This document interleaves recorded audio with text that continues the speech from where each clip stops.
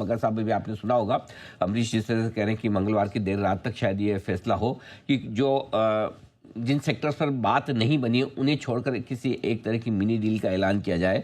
इसकी कुछ डिटेल्स भी उन्होंने दिए। कैसे देखते हैं सर आप? इसमें अनिल जी हमें पूरा क्रोनोलॉजी समझना है। देखिए, एक ट्रम्प हो गए थे थोड़े डिस्ट्रैक्ट पिछले एक महीने में।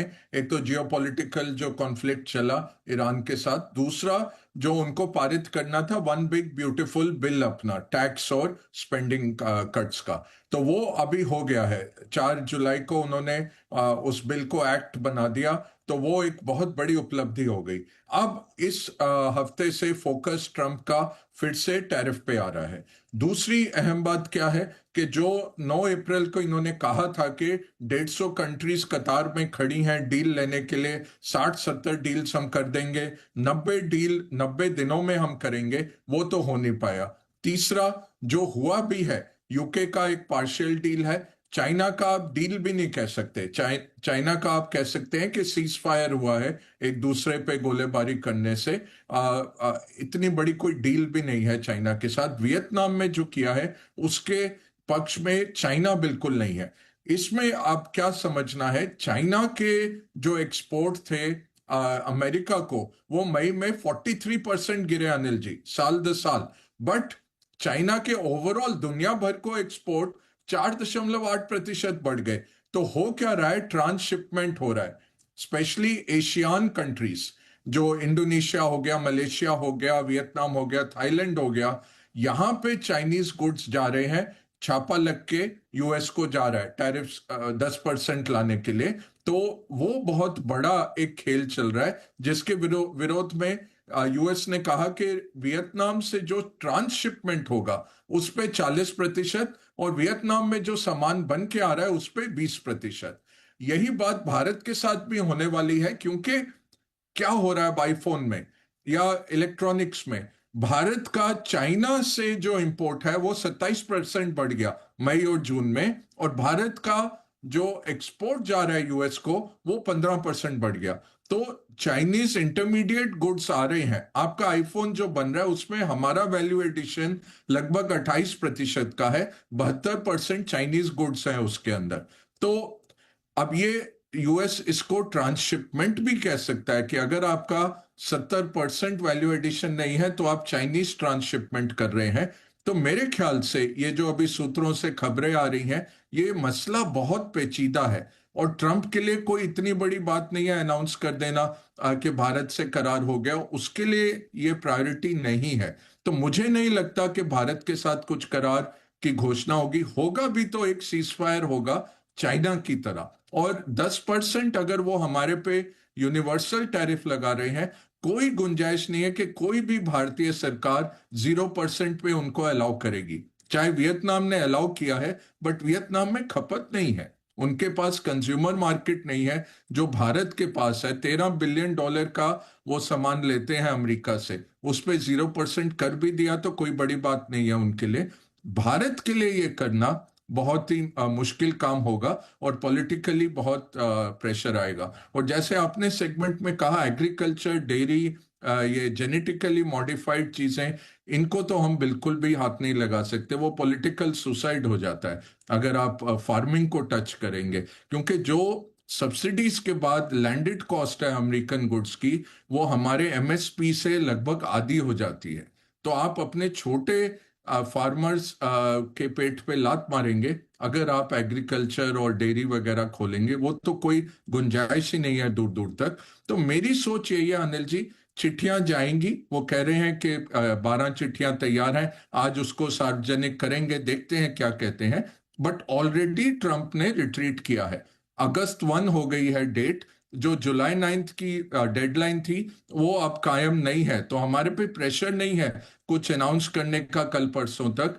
मेरे ख्याल से तो भारत अभी पुल बैक कर लेगा, वेट करेगा। जापान ने पुल बैक किया है, ईयू तैयार नहीं है, यूरोपियन यूनियन जो सबसे बड़ा ट्रेडिंग पार्टनर है एज अ ब्लॉक यूएस के साथ, वो तैयार नहीं है। वो कह रहे हैं अगस्त 1 तक करते हैं। जापान ने ऑलरेडी पुल बैक किया है। मुझे लगता है भारत भी कुछ ऐसा हाफ वे अनाउंस नहीं करेगा। बाकी अब देखते हैं आपके सूत्र बहुत विश्वसनीय होते हैं एंड नॉर्मली ठीक ही बोलते हैं, बट मेरा ये लॉजिकल आपको मैंने जो पब्लिक अवेलेबल है डेटा उसके बेसिस पे एनालिसिस दिया अनिल जी। मगर साहब ये तो मान के चले कि तेल वाली रिस्क जो भारतीय बाजारों के लिए है वो तो अब काफी कम हो गई या नहीं के बराबर है, क्योंकि इतने सारे युद्ध होने के बावजूद, सब कुछ होने के बावजूद बढ़ता कम है, गिरता जल्दी है।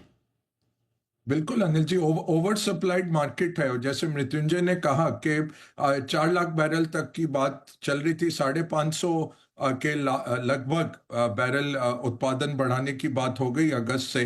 क्या हो रहा है कि तेल की कीमतें तो कम है, बट स्ट्रैटेजी जो चेंज हुई है सऊदी की और बाकी जो दिग्गज हैं ओपेक प्लस में, उनकी स्ट्रैटेजी प्राइस मेंटेनेंस से मार्केट शेयर हो गई है कि अमेरिका का जो शेल बूम है वो खत्म हो जाएगा अगर वो नई ड्रिलिंग नहीं करते और नए वेल नहीं लगाते। पिछले 1 साल से रिग काउंट उनका कम हो रहा है। वो कह रहे हैं कि शॉर्ट टर्म में लॉस लेते हैं, मार्केट शेयर गेन करते हैं, और ये करते हैं कि अलाउ ना हो नया कैपेक्स बिल्कुल वो बने ही नहीं, प्रोजेक्ट का जस्टिफिकेशन ही मत छोड़ो तेल की कीमत कम करके। अब ये है कि बेगर योर नेबर पॉलिसी होती थी ये कि अपने पड़ोसी को का दिवालिया निकालने में खुद अपना भी दिवालिया निकाल लेती थी कंट्रीज। वो अभी चल रहा है अनिल जी तेल में कि मार्केट शेयर की गेम खेलो, प्राइस चाहे गिर भी जाए, अगर बहुत गिरेगी तब हम कटौती लेके आ सकते हैं, वो तो हमने समझ लिया है, बट अमेरिकन शेल वाला ऑन द मार्जिन ना आए, और जो नॉन ओपेक प्रोडक्शन है वो भी उसमें भी विकसित ना हो, उसमें इन्वेस्टमेंट ना आए। ये गेम चल रहा है अनिल जी। तो तेल नीचे रहने की पूरी संभावना है। जी। एक ये जंग है, अब देखते हैं कौन इसमें जीतेगा। ट्रंप को चाहिए लो तेल की कीमतें, क्योंकि टैरिफ का जो इन्फ्लेशनरी इम्पैक्ट आएगा वो तेल घटने से उनको मदद मिल रही है। जी। एक मगर एग्जाम्पल। साहब एक मासूम सा सवाल आ गया आज मन में, और वो मेरे नहीं, मृत्युंजय के मन में आया। आपने अभी अभी एक इंग्लिश इंग्लिश की कहावत सुनाई, वो कि बेगर योर नेबर। हाँ, तो मतलब वो मृत्युंजय पूछे, मतलब कि आप अपने पड़ोसी का नुकसान करने के चक्कर में अपना नुकसान कर देते हैं, राइट? ये इसका मतलब हुआ। तो आप भी कभी कभार शाम को जनरल न्यूज़ चैनल पे होते हैं, मृत्युंजय भी हमारे सेकंड शिफ्ट में बहुत जनरल न्यूज़ चैनल देखते रहते हैं, तो क्या ये कहावत पाकिस्तान के लिए बनी है?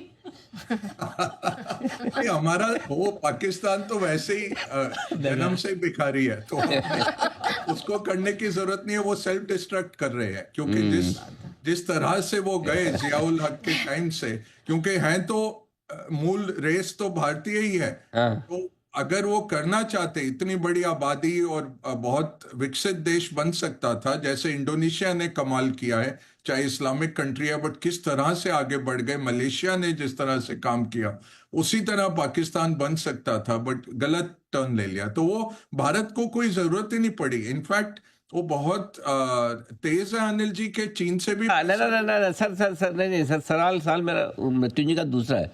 मृत्युंजय ये कह रहे हैं, पूछ रहे हैं कि भारत को बर्बाद करने के चक्कर में पाकिस्तान खुद बर्बाद हो गया, वैसा उनको तो कर। वो है वो जो 1000 कट्स पॉलिसी भुट्टो ने शुरू की थी कि हम सीधी जंग नहीं करेंगे, जब 71 हार गए, बोला 1000 कट्स से भारत को तंग करेंगे, तो वो बिल्कुल अपने ही उनके हो गए। और आप देखिए इस साल ऑलरेडी 700 सिक्योरिटी बल के लोग पाकिस्तान में ऑलरेडी मारे गए हैं टेररिस्ट एक्शंस में। तो वो घर में जब सांप पालते हैं, वो उनको भी डसने आता है। वही हो गया इनके साथ। वो मृत्युंजय बिल्कुल समझ गए? सही। बिल्कुल सर। एकदम समझ गए। बेगर योर नेबर।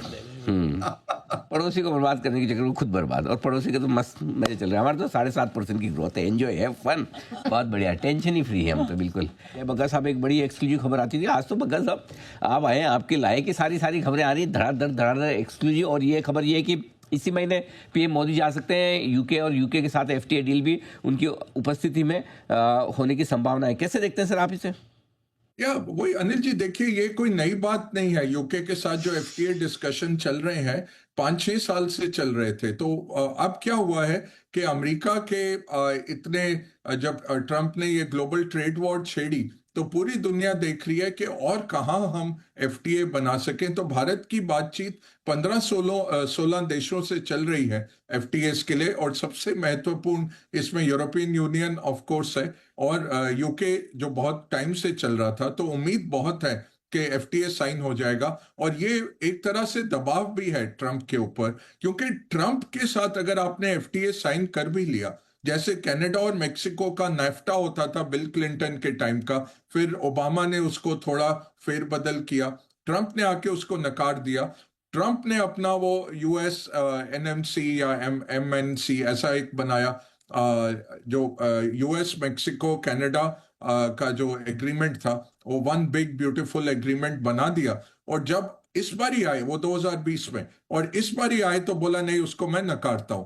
तो ट्रंप कुछ साइन भी कर ले, उसका महत्व नहीं है कि वो देश उसको फॉलो करेगा। दूसरी अहम बात है, एफटीए होते हुए भी ऑस्ट्रेलिया, जिसका यूएस के साथ कई साल का करार है, एफटीए है, उसके ऊपर स्टील और एल्यूमिनियम और ऑटो पार्ट्स की 25% और 50% की ड्यूटी ट्रंप ने लगा दी। तो ऑस्ट्रेलिया बिल्कुल हक्का बक्का रह गया कि हमने तो 0% आपके साथ फ्री ट्रेड एग्रीमेंट किया हुआ है, उसके बावजूद आपने ये लगा दिया। तो कनाडा, मेक्सिको, ऑस्ट्रेलिया का एग्जाम्पल देख के सारे देश समझ गए हैं कि ये ऐसा नहीं है कि संधि आपने कर ली तो उससे आप बाध्य हैं। वो कुछ भी नहीं है, ट्रंप का जैसे मूड चलेगा वो कुछ भी कर सकते हैं, और उनके लिए ये हस्ताक्षर हुआ भी कोई बात नहीं है। तो सारे बाकी देश आपस में एफटीए करने की कोशिश कर रहे हैं अनिल जी, उसी का एक प्रमाण है ये यूके और भारत का।